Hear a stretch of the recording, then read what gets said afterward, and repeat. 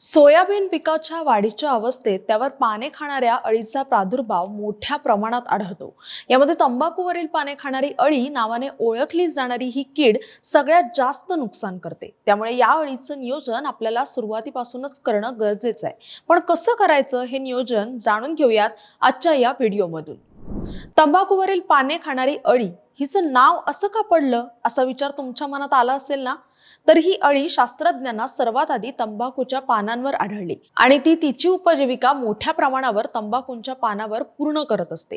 त्यामुळे तिचं नाव तंबाखूवरील पाने खाणारी अळी आणि इंग्रजीत स्पोडॉप्टेरा लिटुरा असं पडलं. पण ही कीड त्यासोबतच सोयाबीन, भुईमूग, सूर्यफूल, टोमॅटो, मिरची, भेंडी, कापूस, तंबाखू आणि झेंडू अशा अनेक पिकांवर आपली उपजीविका करत असते आणि पिकांचं मोठं नुकसान करून ठेवते. पण या अळीच्या वेगवेगळ्या अवस्था असतात, जसं अंडी अवस्था, अळी अवस्था, कोश अवस्था आणि पतंग अवस्था. यातली अळी अवस्था आपल्या पिकावर हल्ला करते आणि ही अळी अवस्था साधारणतः 17 ते 20 दिवसांची असते. एवढ्या वेळात तर आपलं पीक पूर्ण फस्त करून टाकते. त्यामुळे आपण पिकाच्या अळीचा प्रादुर्भाव अळी अवस्थेपासून ओळखला तर अळीचं नियंत्रण कमी खर्चात आणि कमी वेळात करणं सोपं होतं. तसंच पिकाचं नुकसानही होत नाही. म्हणजेच काय करायचं तर आधी आपण अंड्यांच्या बाबतीत पाहून घेऊ. या किडीची मादी पतंग ही पानाच्या खालच्या बाजूला 100 ते 200 अंडी पुंजक्यांमध्ये घालत असते. अंडी कशी ओळखायची तर पांढुरक्या केसांसारख्या खवल्यांचं दाट आवरण असतं. त्यामुळे हा अंड्यांचा पुंजका छोट्या गोळ्यासारखा दिसतो. त्यामुळे असा अंड्यांचा पुंजका जर तुम्ही लगोलग काढून नष्ट केला तर नंतर येऊ शकणाऱ्या जवळपास 100 ते 300 अळ्यांचं नियंत्रण होतं. अंड्यांसोबत ही अळी कशी ओळखायची तर या अळ्या सुरुवातीला फिकट हिरव्या असतात, त्यानंतर त्यांचा रंग गडद काळपट तपकिरी होत जातो आणि तिच्या शरीराच्या दोन्ही बाजूंवर फिकट पिवळसर पट्टे आणि काळे ठिपके दिसायला लागतात आणि पूर्ण वाढ झालेली अळी जाड, चपळ आणि चमकदार असते. अशा या अळीला जेव्हा धोका जाणवतो तेव्हा ती लगेच वेटोळे घालते आणि खाली पडते. पण प्रत्येक वेळी अळीच आधी दिसेल असं नाही. तिचा प्रादुर्भाव आपल्याला पिकावरूनही ओळखता येतो, कारण लहान आकाराच्या अळ्या पानाचा हिरवा भाग खरवडून खातात. त्यामुळे पानं पातळ पांढऱ्या कागदासारखं दिसतं आणि मोठ्या अळ्या पानांना मोठमोठी छिद्र पाडून त्यांना जाळीदार करतात. जेव्हा या अळीचा प्रादुर्भाव जास्त वाढतो तेव्हा फक्त पानाच्या शिरा शिल्लक राहतात.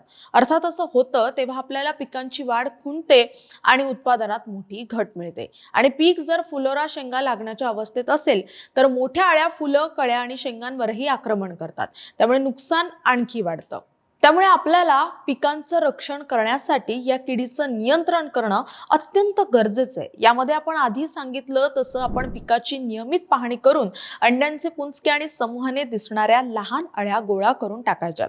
शेत तणमुक्त ठेवायचंय आणि या किडीच्या पतंगांच्या सर्वेक्षणासाठी म्हणजेच किडीचा प्रादुर्भाव नेमका किती प्रमाणात झालाय ते ओळखण्यासाठी हेक्टरी 5 कामगंध सापळे लावायचे आणि त्यामध्ये स्पोडोल्युअरचा वापर करायचा आहे. पक्षी या अळ्या वेचून खात असतात, त्यामुळे शेतामध्ये एकही 8 ते 10 पक्षी थांबे उभे करायचे आहेत. पीक वाढीच्या अवस्थेत असेल तेव्हा प्रतिबंधात्मक उपाय म्हणून 5% निंबोळी अर्काची किंवा ॲझॅकडिरेक्टिन 10,000 ppm ची 5 मिलीलिटर प्रति लिटर पाणी फवारणी करायची आहे.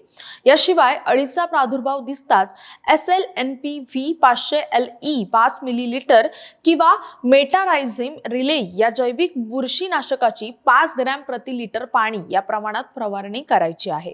पण जर अळीचा प्रादुर्भाव वाढला तर आपल्याला रासायनिक फवारणी करावी लागेल. पण हा प्रादुर्भाव वाढलाय हे नेमकं ओळखायचं कसं तर जो कामगंध सापळा आपण लावला आहे त्याच्यामध्ये सलग 2 ते 3 दिवस प्रत्येक सापळ्यामध्ये 8 ते 10 पतंग आढळले किंवा फुलोऱ्याच्या आधीच प्रति मीटर ओळीमध्ये 10 अळ्या आढळल्या तर आता फवारणी करायची गरज आहे असं आपण समजू शकतो.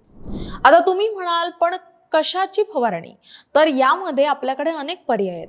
क्लोरअँट्रानिलिप्रोल 18.50% SC 0.3 मिलीलिटर किंवा फ्ल्यूबेंडायअमाइड 39.35% SC 0.3 मिलीलिटर किंवा स्पिनेटोराम 11.70% SC 0.9 मिलीलिटर किंवा ड्युफेन्युरॉन 4% अधिक इमामेक्टिन बेन्झोएट 1.5% SC हे संयुक्त कीटकनाशक 1.66 मिलीलिटर किंवा नोव्हॅल्युरॉन 5.25% अधिक इंडोक्साकार्ब 4.50% SC हे संयुक्त कीटकनाशक 1.65 मिलीलिटर किंवा क्लोरअँट्रानिलिप्रोल 15% अधिक इमामेक्टिन बेन्झोएट 7.5% SC हे संयुक्त कीटकनाशक 0.4 मिलीलिटर यापैकी कोणत्याही एका कीटकनाशकाची 1 लिटर पाणी या प्रमाणात मिसळून फवारणी करायची आहे। ही माहिती महात्मा फुले कृषी विद्यापीठातील कीटकशास्त्र विभागातील PhD स्कॉलर रवींद्र पालकर यांनी दिली आहे।